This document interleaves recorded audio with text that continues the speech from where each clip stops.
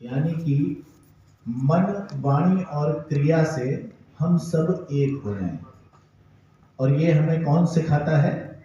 Sports सिखाता है। इसीलिए जो क्रीड़ा भारती का जो उद्देश्य है और जो उनका ध्येय वाक्य है वो केवल खेल तक सीमित नहीं है।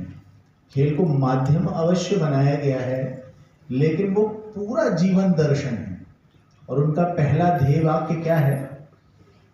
खेलों से चरित्र निर्माण। यह आधा वाक्य है।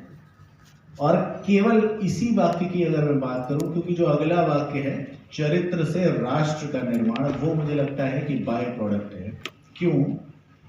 क्योंकि यदि किसी भी देश में चरित्रवान नारियां और चरित्रवान पुरुष होंगे तो उस राष्ट्र का निर्माण बाय प्रोडक्ट होगा। उसमें बहुत कुछ करने की आवश्यकता नहीं रह जाएगी। अब खेलों से ही चरित्र का निर्माण क्यों? क्योंकि खेल जो है वो किसका विषय है? एनर्जी का विषय है। एनर्जी किसमें अधिक होती है? युवाओं में अधिक होती है। और जिस देश के युवा चरित्रवान होंगे तो उस देश का ऑटोमेटिकली जो आने वाली पीढ़ी है वो भी चरित्रवान होगी और राष्ट्र का निर्माण बहुत बेहतर तरीके से हो सकेगा। उसके अलावा चरित्र निर्माण ही क्यों लिया गया?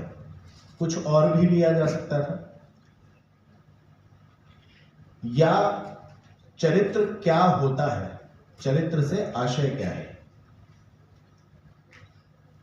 जब युधिष्ठिर को स्वर्ग ले जाया जा रहा था तो उससे पहले उनको कहा गया कि जो भी राजा होता है उसको एक बार नर्क अवश्य जाना होता है।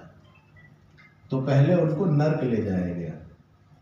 जब वो नर्क गए तो जो भी इस संस्कृति से जुड़े हुए लोग हैं जानते हैं कि कई प्रकार की अग्नियां प्रज्वलित होती हैं नर्क में, और तेल के कड़ाहों में लोगों को उनकी कर्म की गति के अनुसार तला जाता है।